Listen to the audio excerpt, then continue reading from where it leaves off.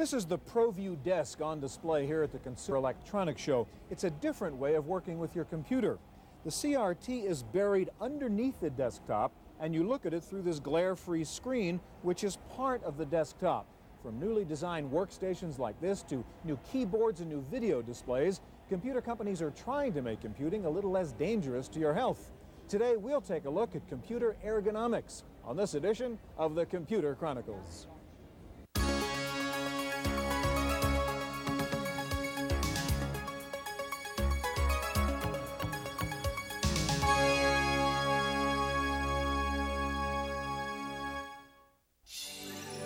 Computer Chronicles is made possible in part by Intel, the world's leading manufacturer of microprocessors. Intel, the computer inside. Additional funding is provided by the Software Publishers Association, providers of educational materials to help manage software. Don't copy that floppy.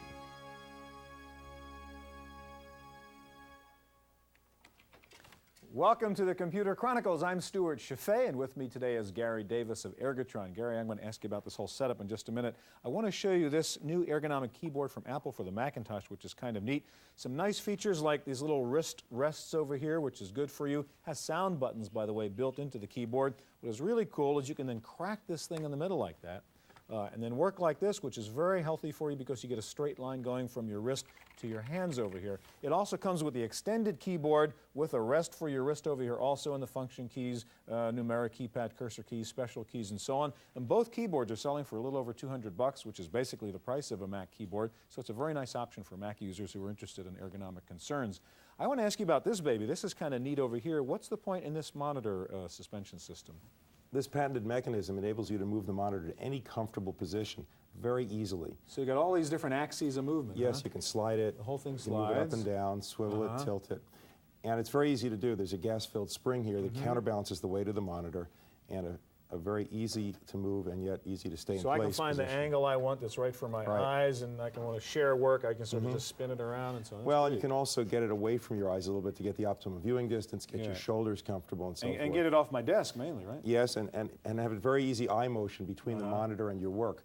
And you also have the CPU, peripherals, and so forth up off the desk using the vertical space. Now you have the Apple new keyboard here, which is a great place to put it, and the height of the work surface can be adjusted so we that can go up and down with this? Yeah, so it's comfortable for your wrists. But also, if you're using a conventional keyboard, you may want to put on an optional descending keyboard tray, which is also completely adjustable, and you can set that at a comfortable position for your wrists. That's terrific.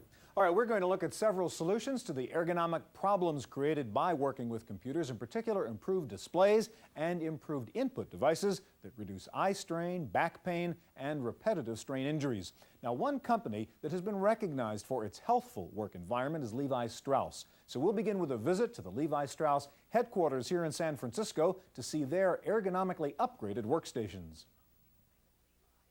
When most people think of Levi's, they think of jeans. But Levi's means more than comfortable clothes. Levi Strauss is also a comfortable and healthful place to work. The reason is a proactive ergonomics program based on construction of new ergonomically designed workstations and a comprehensive training and awareness program. Prevention is very important. In fact, that's the thrust of our program in reference to our new workstations, in reference to the educational components that we've put in place, and employee awareness to be looking at what they can do themselves, not waiting for someone to come and say, you might need a glare screen here, or you might need a wrist pad, or have you thought about a split keyboard, but for them to be thinking about those. Part of the training includes a video called The ABCs of Your VDT and a pamphlet describing exercises designed to prevent repetitive strain injuries. And Levi's employees are encouraged by the in-house staff of medical specialists to take frequent breaks. We really emphasize taking what we call natural breaks from heavy computer keying, such as answering the telephone, going to the copy machine, and getting, the cup of coffee, anything that will take a break from the intensive work on the computer. Levi's noticed an increase in health complaints from the initial group of workers who began using computers about 10 years ago. That, combined with the latest health department statistics, which show that close to half of all workplace injuries last year were computer-related, was enough to justify the cost of ergonomic improvements. We really believe that the investment is a long-term investment, that it will make a significant difference in our employees' health over time, in their productivity, and in our work environment. And we feel that that's an investment well spent. For the Computer Chronicles, I'm Jonelle Patterson.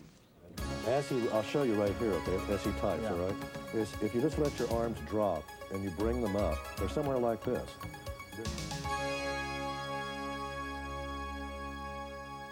So your hands are stuck to the keyboard, your body is hunched over the computer, and sooner or later your wrist or your neck or your back starts to hurt. Here to show us some ergonomic solutions to those problems are Jim Greider of Ergodyne, and with us also Dale Redder of Industrial Innovations. Jim, let me start with you, and you've got the typical situation. You've got a PC compatible here, the regular kind of a keyboard. Right. What kind of products do you have that help reduce these body problems in working on a computer? Well, Stuart, as you know, the computer's had a positive impact on the work environment. However, it's also had a negative impact in terms of worker health, and this is a result of long periods of time in a static position at a workstation and the repetitive motion of keyboarding. Well, we've developed a product line called WorkSmart that's a patented ergonomically designed product line that is meant to address the risk factors that have to deal with these injuries to the wrists and also to the back and forearms. All right, so what does that red thing do for me, for example? This is an adjustable keyboard wrist rest. It has a curved surface. So what it does is it allows your wrist to be in a neutral wrist posture along the home row key on the keyboard. That helps alleviate stress and pressure on the wrist and the carpal tunnel tissues. Consequently, you're not putting those pressures on. You're also working at a level where you can be a little more productive. It is an adjustable wrist rest so that it can address personal preferences for you can change the height of it? Exactly, by just removing and replacing this base at these different positions. We also have a mouse version of this wrist rest as well that you can use for mouse operation, 10-key calculator, and so forth. And what's the thing on your wrist? This is a wrist support, not to be confused with a wrist rest. Typically people who are working at a computer who are already experiencing some of the symptoms of carpal tunnel will want a little additional support. That's what this provides. It limits the movement, but does not limit the dexterity for operation. But that's preventative. You don't put that on after you have a problem. You put that on exactly, and we want to emphasize with products like this, they are not therapeutic. They are preventative and proactive. Now, what about the lower back? I know you gave me this little thing over here, which just feels wonderful. What's the point of this thing? We have some simple back rest products that we manufacture that are really designed to help. Just sort of slips right on your chair there. And they're designed to convert any typical office chair into a more ergonomic one in terms of worker proper posture for the worker at the computer workstation. It's meant to help support the natural curve of the lumbar in the back. Okay, now you've got some software also. What is this about? Well, this is a product we're really excited about. Having products like this are one thing. Okay. Training and education and fitness and the health of the worker also involves taking periodic breaks from the computer. So we've developed a product called our WorkSmart Warm-Up and Stretch software. It is designed to remind the worker to take frequent breaks as well as put them through some typical exercises or simple ones that they can do right at the workstation. So how would I use it? Well, you would go in and as a computer worker working at the PC, you would have your choice of up to 14 different types of exercises you can do right at the workstation. And you can either customize your own program, you can choose one single body area, or you can do a standard program that the software offers. Okay. Well, let's go into choose a single body area. And you have these major areas of the body that you can focus in on. And let's say we want to work on upper extremities, which is the forearm and the wrist and so forth. And you see here hand exercises and so forth. Now we're going to go right in there. I'm going to get through that one screen, and we're going to start. I'll just show you a couple of quick examples. This is a shoulder stretch. And I'm going to hit continue. And you're going to see that the visual aid here is giving you an idea of how this stretch actually is conducted. So I'd actually be doing these exercises with my sort of instructor there. And exactly. And it gives you a total amount of time that you're needed for this session. And it shows, and now we'll move on here to another one, just to give you an example of the variation of a hand press? This is a hand press. Again, very important exercises for people who work at a keyboard. Yeah. And we move right on to a finger touch and so forth. And then when you're done with your session, you move right out. It tells you when your next session is due.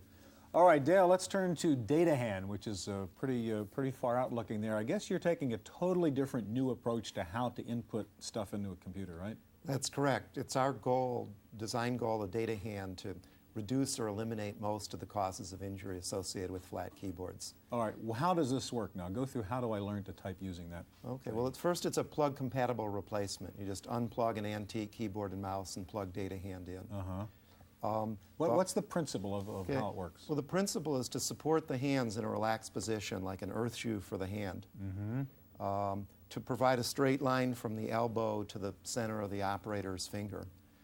To eliminate all the wrist bending required for a flat keyboard. To make the keys more sensitive so there's less workload. Okay, but with only sort of 10 keys, how do I do this all? Okay, well, there are a lot more than 10 keys. On the flat keyboard, the index finger would work a J, and above it would be the U, below would be the M, and to the left would be the H. We preserve that same exact relationship with DataHand. Directly under your right index finger is a J, above it's the U, below is the M, and to the left is the H. So it turns out on the middle 3 rows of keys, there are only 4 that require relearning. The 4th row, the numbers and punctuation, are accessed by entering a new mode called the nap mode. You enter that by gently pressing down with your left thumb. When you're in the nap mode, it's like your hands floated up to the 4th row on an antique keyboard, but they don't have to float. So the key underneath the left little finger becomes 1, 2, 3, 4, 5, 6, 7, 8, 9, and 0, just like on the antique keyboard.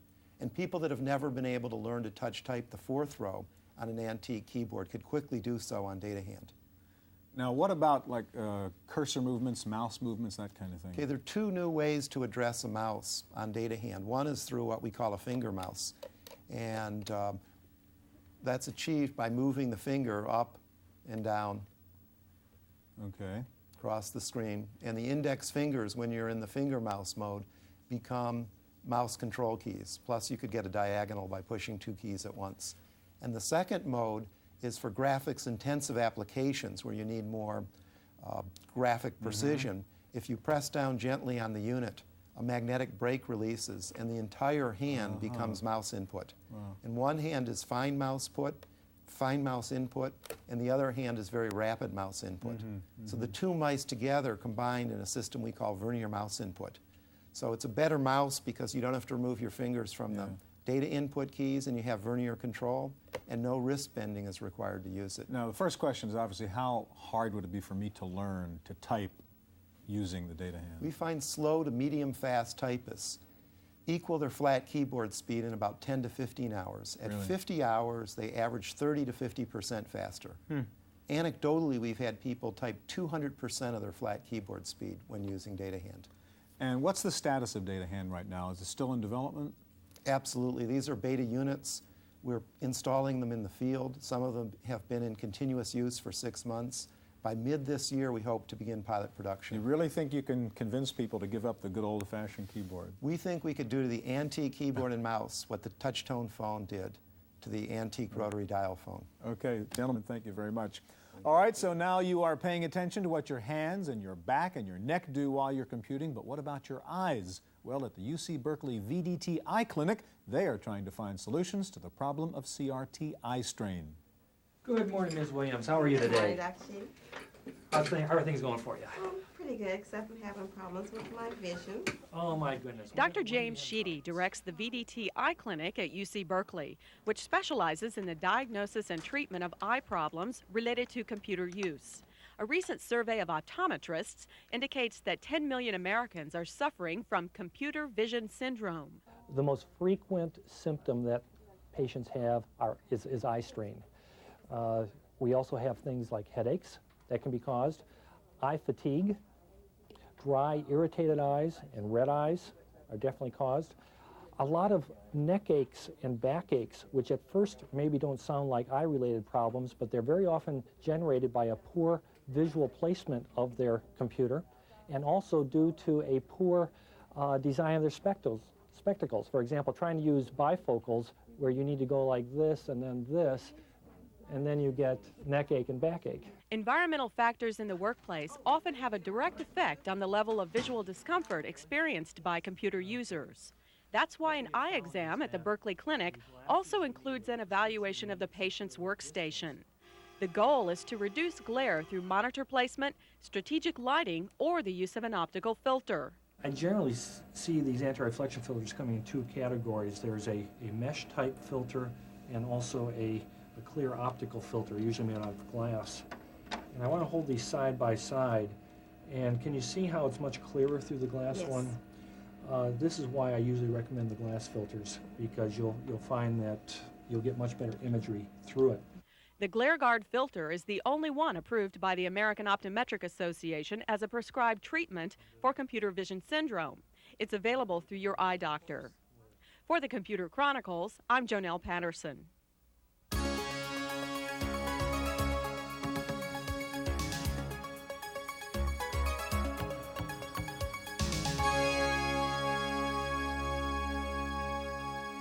Eye strain is just one of the problems associated with video displays. The other problem is electromagnetic radiation. Here to show us how to reduce that risk is Mark Kettering of Safe Technologies, and also with us Chuck Britton of Densitron. Mark, let me start with you. And first of all, what is the problem? What kind of radiation is coming out of a CRT, and why should I care about it? Well, there's two types of magnetic radiation: extremely low frequency ELF and very low frequency VLF. Our monitor, the low radiation monitor on your right, reduces both types of radiation. All right, why should I care about that radiation? I mean, I'm every day sitting in front of a thing like this. Now, what's the negative effect to me? There is a statistical correlation between magnetic fields, both ELF and VLF, to various forms of cancer. Leukemia, brain cancer are the two major types. Various studies, both with people that work in front of a CRT all day and also around power lines. Okay, well, let's take a look now. Now, you have your monitor, the safe one, which has certain protections, which we'll talk about in a minute. And let's take some measurements of these two things you talked about, the ELF and VLF, and right off the top, see the difference in a sort of normal off-the-shelf monitor and a safe monitor. Okay, let's look at the VLF. This is VLF? Yes. Okay, so I'll sort of hold this up here, and turn yours off, so we just measure this guy. And I'm getting 1.2, 1.3, something like that. So let's measure yours. I'll turn mine off over here. And well, it's down by a factor of at least 10, right? You're below 1. I was at, yeah. We're about 0.08, 0.09. Okay, now what are these numbers we're looking at? What do these numbers mean? What are we measuring? This is milligauss at VLF. Okay, so that's the VLF measurement. So clearly you've reduced that kind of radiation. Let's take a look at the ELF then. Okay. Normally we measure it in front of the monitor, but the field is very high in this room. So for this, we'll just show a reduction. You've got, what, a 7 or an 8 or something is what you're showing. These same units again? Yes, milligauss. Okay, so let's, again, you turn on and off, and I'll turn on. And over here, well, yeah, I'm again 7, 8 times. I'm in the 70s or something, considerably higher than what you were over there. All right, what are you doing with your safe monitor there? Turn it back on again if you would, Mark. We can just look at them now. How are you managing to reduce both the ELF and the VLF radiation in that monitor? Well, internal into the monitor, there are compensating coils that counteract the field generated by the monitor. Plus, we use mu metal shielding to reduce it further. And what does it cost me then to get a safe monitor instead of having to deal with the typical one? It's slightly under $700 compared to around $400 for an equivalent monitor. So maybe another $300 or so. How serious is this risk? I mean, you've said, cancer and leukemia and all this kind of stuff. I mean, should there be a law that says we can only have monitors like yours? Well, in Sweden there is a law. In the U.S., the EPA had determined that they were a Class B carcinogen, but they backed off from that statement. So, I mean, who knows, but it's a serious problem. We believe it is. Yeah. All right, let's turn to you, Chuck, and you have a different solution. I mean, you just say forget CRTs altogether and go with flat screen LCDs. Why is that different? Why are there no radiation problems in the LCD? Well, this uses a completely different technology. You're not shooting beams at the front of the screen. You're not developing a lot of high voltages and a lot of high frequencies. And this has several other advantages besides the low radiation. It's a very compact unit, as you can see. Yeah, turn that around so we can see. Okay, so that's how you handle your connector. The connector is one cable into the CPU. All the signals come through. And is that a standard connector? I can just plug into my normal VGA port on my computer? Well, it comes with its own controller card, so you have to put our controller card in because the LCD signals are also different from CRT signals. but it is a plug-and-play application-wise with a VGA monitor. The other advantage is that it's very low power, and a lot of people are concerned with overall energy consumption of their equipment, and this unit only uses about 8 watts, which is significantly less than any CRT. And pretty small form factor. I mean, it doesn't take up all that space on my desk, right? Right, yeah, you can, and it's very easy to move out of the way, around, so yeah. if you don't want to use it. And then what's the other one you've got? The other package we have here is what we affectionately call our LCD on a stick. It's meant to clamp on to a desk or a counter. And how about the connectors on that one? What do I see there? This has a keyboard connector and a power connector, and then one port to go to your CPU. And then it can swivel to the exact place that you would like to use it at, and then be pushed out of the way when you don't need to use it. Right. Okay, now these are both monochrome LCD flat screen displays. Suppose I want color, which most people want now. Can I get a color LCD like this for my desktop? You can get color. There's quite a price premium. The Active Matrix, which are the best looking ones, run about $5,000 and about $2,500 for the Passive Matrix. And what's it cost me just for the monochrome? This unit is just under $800. All right, so I guess in both cases these are a lot more expensive, but I mean you're solving, certainly in the case of radiation, a pretty serious problem, and in your case you're adding some other sort of ergonomic qualities. Because I guess one nice thing about this is from an eye strain point of view, I can kind of move that monitor screen around anywhere I want and not be stuck with the angle of this box sitting on my desk. Huh? Exactly. Okay, gentlemen, thank you very much. That is our look at computer ergonomics. Stay tuned now for this week's computer news on Random Access.